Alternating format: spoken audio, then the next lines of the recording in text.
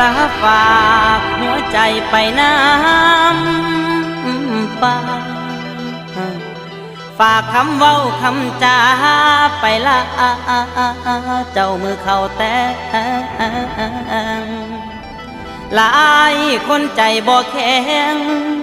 มันเหมือนแห้งอ่อนล้าไปละเจ้าก็บ่ไหวยานอดใจบ่ได้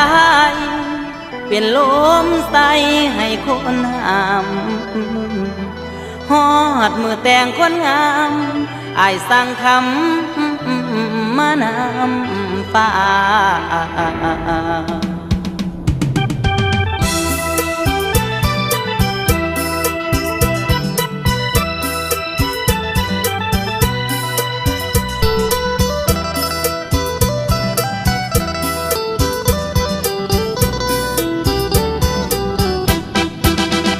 ฟ้าสั่ง